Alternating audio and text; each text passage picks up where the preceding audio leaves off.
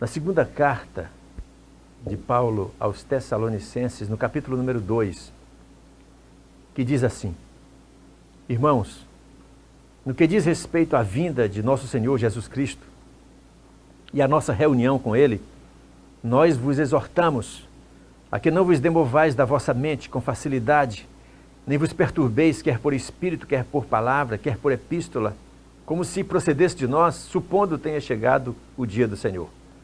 Ninguém de nenhum modo vos engane, porque isto não acontecerá sem que primeiro venha a apostasia e seja revelado o homem da iniquidade, o filho da perdição, o qual se opõe e se levanta contra tudo que se chama Deus ou é objeto de culto, a ponto de assentar-se no santuário de Deus, ostentando-se como se fosse o próprio Deus.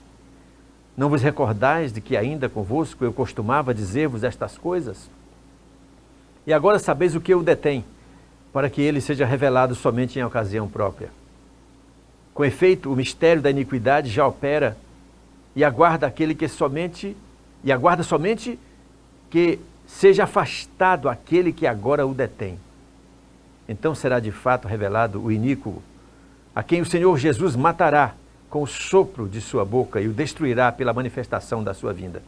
Ora, o aparecimento do iníquo é segundo a eficácia de Satanás, com todo o poder e sinais e prodígios e mentira, e com todo o engano da injustiça aos que perecem, porque não acolheram o amor da verdade para serem salvos. É por esse motivo que Deus lhes manda a operação do erro, para darem crédito à mentira, a fim de serem julgados todos os quantos não deram crédito à verdade, antes, pelo contrário, deleitaram-se com a injustiça. A palavra de Deus, dita por Paulo aqui, o grande apóstolo, refere-se à vida de uma personagem que é bastante polêmica e que já na época de Paulo estava presente, pelo menos em espírito, em ideologias, em doutrina. Ele fala do homem da iniquidade. Ele fala que o filho da perdição é a mesma pessoa. Virá. E para anteceder, segundo a palavra dele, antecede a sua vinda, antecede a vinda de Cristo. Ele diz também que ele se altivará, se levantará, contra tudo que se chama Deus, ou é objeto de culto. Ele se arrogará contra Deus. Ele detestará qualquer tipo de culto, não só ao Deus de Abraão, mas a todo tipo de Deus, porque ele agora vai querer impor o seu reinado e ele vai querer ser chamado de Deus e vai querer ser adorado. Esta personagem é vista no apóstolo João, nas cartas do apóstolo João, como o anticristo. É a mesma personagem. É o único autor que fala a palavra anticristo, é João, nas suas cartas. Mas ele também aparece no capítulo 13 de Apocalipse, como a besta que tem 10 chifres, 7 cabeças, que tem diademas sobre os seus chifres, que impõe um conglomerado de países, um sistema político rico e poderoso, que vai então servir de plataforma para apresentar o anticristo à humanidade. No Apocalipse 13, fala que ele é como um leopardo, ele é semelhante ao urso, ele tem pés de urso, e também semelhante a leão. Estas três figuras estão presentes no livro de Daniel, no capítulo 7, 600 anos antes de ser escrito o Apocalipse. Daniel falava na mesma dimensão, com as mesmas figuras, apresentando a mesma performance, a mesma figuração da personalidade do anticristo. Lá em Daniel, Daniel vê o que é chamado de a besta, a mesma característica do Apocalipse, as mesmas características que existem no Apocalipse 13 estão em Daniel. É a mesma pessoa. É o mesmo sistema, na verdade, que se formalizará no final se personalizará, que apresentará ao mundo um governante para que o mundo seja submetido a ele por algum tempo. Lá é dito que Daniel viu um leopardo. Ele viu primeiro um leão com asas, que representava o Império Babilônico. Depois viu um urso, que tinha 3 costelas na boca, que eram 3 países que ele havia devorado, inclusive a Babilônia. Depois viu um leopardo, que tinha 4 cabeças, tinha 4 asas, significando a velocidade com que ele governaria e governou o mundo. Alexandre o Grande, é o Império Grego. As 4 cabeças significavam os 4 generais que Alexandre deixou para governarem depois da sua morte. Mas ele viu um 4º animal. Ele disse: é terrível, espantoso. Esse tem grandes dentes de ferro e unhas de bronze, e ele despedaça tudo e não deixa nada inteiro, e pisa aquilo que sobra que ele despedaçou. Ele vai devorar a terra.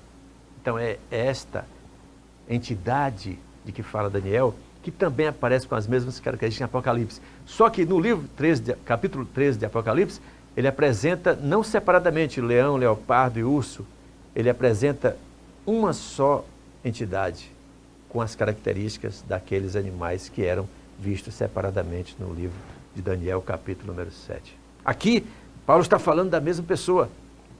Por que se diz que é a mesma pessoa? Primeiro, Paulo diz que ele é o homem da iniquidade, chama de o filho da perdição, o iníquo. Numa dessas traduções no grego, é a palavra anomos, que quer dizer sem lei. O homem da era sem lei.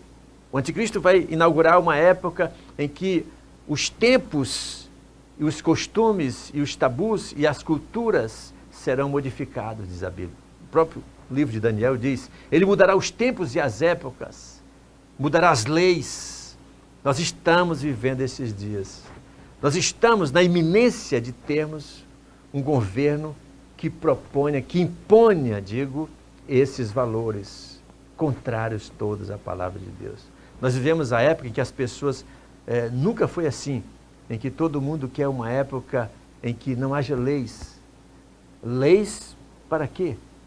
Porque as leis agridem, as leis coíbem, as leis oprimem, as leis criam preconceitos, as leis dividem as pessoas, as leis humilham as pessoas, os segmentos minoritários da sociedade.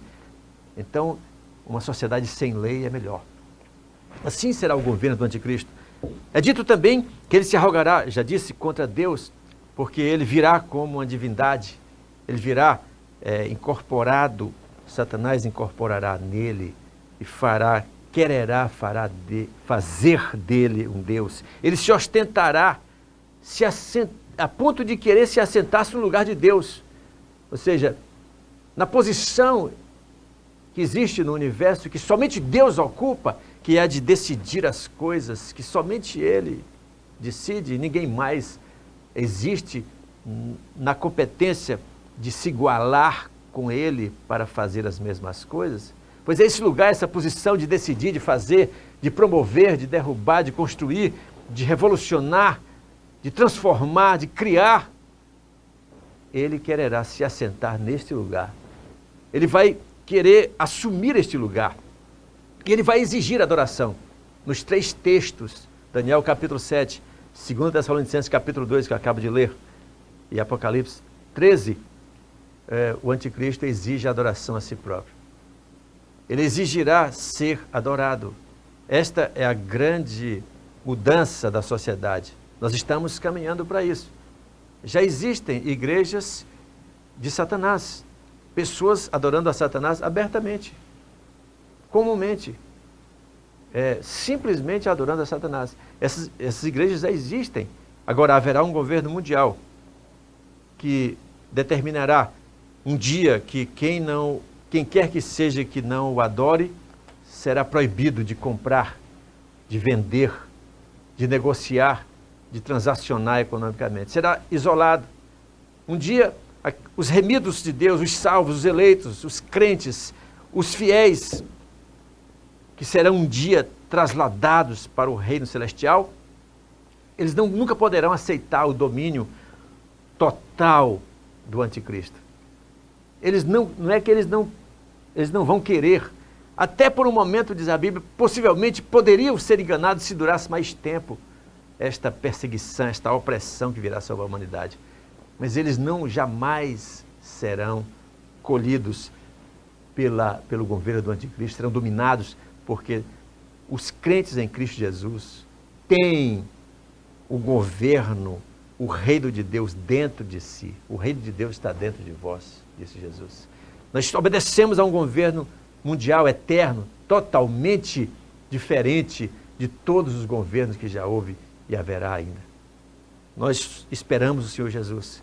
Que diz a Bíblia, aqui mesmo, nesta passagem, por um momento Paulo disse, há algo que o detém, que ele ainda não pôde se manifestar, mas naquela época já havia. A sua manifestação já existia, as suas ideias já estavam presentes dentro da igreja, inclusive. E João diz, muitos anticristos já saíram de dentro de nós, porque eles eram contrários à palavra de Deus. Agora, nós vivemos um momento de espera da vinda do Senhor Jesus Cristo, porque, segundo a palavra de Deus, ele apenas com o sopro de sua boca, ele virá em vitória, em poder e grande glória, com exércitos, com miríades, milhares de anjos, de seres angelicais. Ele invadirá esse planeta para resgatar a sua igreja e matará, destruirá a besta, o anticristo, aquele que se opõe, que vai ainda se opor contra tudo que se chama Deus. Nós estamos na iminência da vinda do nosso Senhor Jesus Cristo. Nós precisamos todos prestar muita atenção às coisas que acontecem ao nosso redor, aos acontecimentos políticos, aos acontecimentos mundialmente que abrangem a humanidade toda, como a pandemia do coronavírus. Esse acontecimento não foi um acontecimento, nunca, jamais pode ter sido um acontecimento casual e nem simples e que alguém possa ignorar do ponto de vista bíblico, porque ele veio para abranger toda a humanidade. Todas as nações do mundo foram atingidas por esse mal e pensam da mesma forma e têm os mesmos sintomas, os mesmos tratamentos, a mesma performance. Isso é algo que só pode vir desse sistema que tenta unificar, seja de que modo for, por que motivo for, a humanidade para prepará-la para a vida de um governo mundial. Quero que você preste atenção no que está acontecendo, naquilo que você lê, que você vê. Como o Senhor Deus disse uma vez a Jeremias, perguntou, o que é que tu vês, Jeremias? Ele disse, eu vejo a vara de amendoeira. Pois é, Deus disse, você está vendo bem, porque eu vigio sobre a minha palavra para a cumprir. É hora de nós vigiarmos também. É hora de nos colocarmos diante de Deus como servos fiéis, orando mais, fazendo jejuns periódicos, específicos, pela causa de Deus na terra, orando pelos missionários, pela igreja perseguida, pela igreja que está sendo morta nos países da cortina de ferro. Nós precisamos acordar para este momento. Nós vivemos sim, nós entramos num momento especial a partir de 2020. Nós precisamos ver as coisas diferente do ponto de vista de que sempre vimos.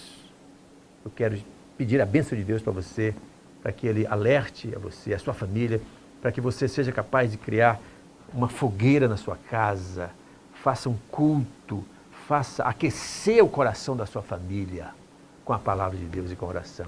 Esta é a palavra para você neste dia. Amém.